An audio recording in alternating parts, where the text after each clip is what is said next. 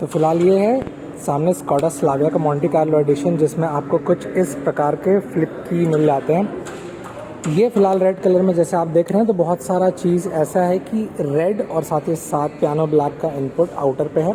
यहीं पर सामने जैसे लोगो देख रहे होंगे तो पियानो ब्लैक टच में इनर बेस है और वहीं पर ऊपरी भाग पे आपको क्रोम टच मिल जाता है और पूरी तरीके से पियानो ब्लैक ही टच है, किसी भी प्रकार से खिलवाड़ नहीं किया। इनमें छोटी मोटी बारीकियाँ दिखा दे रहा हूँ। जैसे आउटर लेयर पे देख रहे होंगे तो ये पियानो ब्लैक है, वहीं पर ये सिंपल ब्लैक और ये जो लाइनिंग आप देख रहे हैं ये पियानो ब्लैक में मिल जाता है। अच्छे प्रोजेक्शन वाले आपको हेडलैम्प का सेटअप और फॉग लैम्प्स मिल जाता है और नीचे स्पोर्टियर दिखाने के लिए कुछ इस प्रकार का पियानो ब्लैक इनपुट है इस रेड कलर फॉर्म के साथ। अब ये जो सब चीज़ें बोल रहा हूँ ना, वो क्यों मैं बोल रहा हूँ, जैसे सिंपल सी बात है कि इस जैसे मॉन्टे कार्लो आप पसंद करते हैं तो डुअल टोन ऑप्शन के साथ आपको मिल जाता है, जैसे ऊपरी वाली भाग और मिरर्स जैसे देख रहे होंगे तो कुछ इस प्रकार के मिल जाएंगे।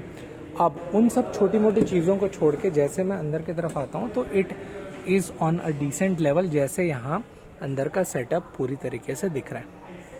अब ये क्यों एक इम्पॉर्टेंट पहलू होता है वो मैं आपको समझाता हूँ, पर ज़्यादा बेस्ट ऑप्शन रहेगा कि मैं एक बार आपको ड्राइवर पर्सपेक्टिव से दिखाऊँ। तो फिलहाल ये वाला भाग आप नोटिस करिएगा कि ब्लैक और रेड का कॉम्बिनेशन जो यहाँ बन रहा है ना, उसको जैसे ही मैं आगे की तरफ दिखाऊं तो यहाँ पर वो स्टार्ट हो जाता है। अब जैसे यहाँ पर देख रहे होंगे तो क्यों ये बेटर है उससे एक बार समझते हैं। तो पियानो ब्लैक इनपुट के साथ आपको यहाँ मिल गया। अब वहीं पर जैसे पियानो ब्लैक इनपुट है तो इस पे साइड पे क्या है कि थोड़ा सा क्रोम और ज़्यादा स्टाइलिश दिया हुआ है। सेंटर पे आपको ब्लैक पियानो ब्लैक का इनपुट मिल गया है और यहाँ पर क्रोम टच।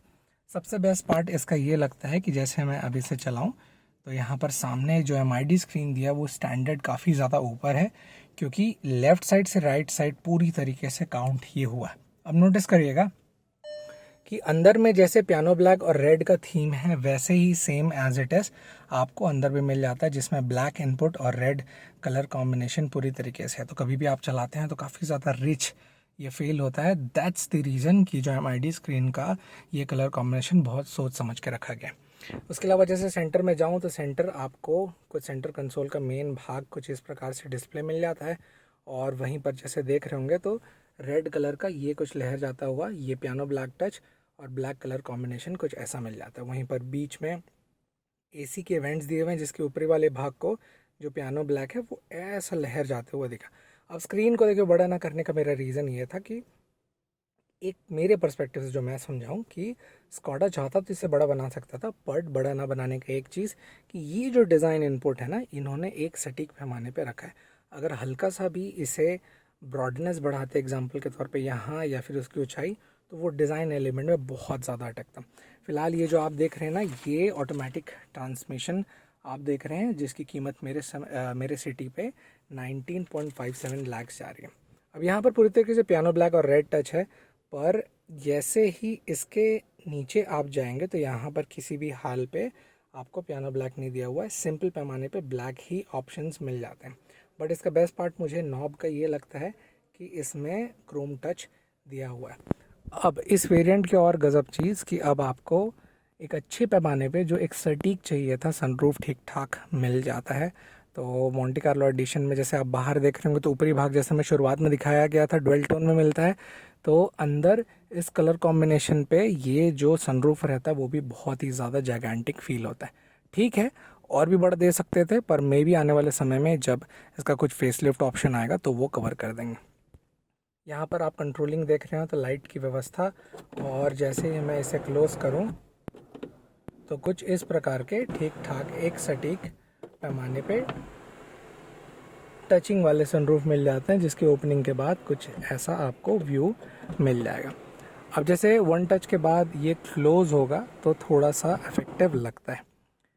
इसके अलावा सीट के लिए मैं बता देता हूँ, ऑफ कोर्स आप सीट कवर लगाएंगे तो इसकी वैल्यू ख़त्म हो जाएगी, पर अगर आप सीट कवर नहीं लगाते हैं तो डुअल टोन कलर कॉम्बिनेशन जो एग्जैक्ट यहाँ ब्लैक रेड है वही सेम एज इट इज़ अच्छे पैमाने पे ये मिल जाता है, जो थोड़ा सा मुझे ऐसा लगा कि एक पैमाने में क्लासी है। अब जैसे इसको बंद करके मैं बाहर आपको दिखाऊं तो कुछ इस प्रकार के ड्राइवर साइड पे आपको पियानो ब्लैक और कह सकते हैं कि अच्छा सा सटीक रूप से क्रोम टच फिनिश मिल जाता है। अब इसके साइड लुक की तरफ जाते हैं तो काफ़ी ज़्यादा यूनानिमस और जैकेंटिक लगता है, जिसका स्लाविया का ये जो लहर वाला डिज़ाइन है वो थोड़ा सा सटीक हो जाता है। और जैसे शुरुआत में बता रहा था तो पियानो ब्लैक टच में आपका शार्प फिन एंटीना दिया हुआ है। इसका ऊपरी भाग जो देख रहे होंगे ये भी पियानो ब्लैक में है। स्लाविया भी पियानो ब्लैक और स्कॉडा लिखा हुआ पियानो ब्लैक में मिल जाता है। और दूर से गाड़ी कैसी ग्लेंस करती है तो वो गज़ब। जिसका बेस्ट लुक मुझे ऐसा लगता है कि ये जो अलॉय व्हील के सेटअप दिए हैं वो सबसे ज़्यादा इफेक्टिव है, जिसमें 205/55 R 16 इंच के आपको टायर सेक्शन मिल जाता है with a very fantastic gripping.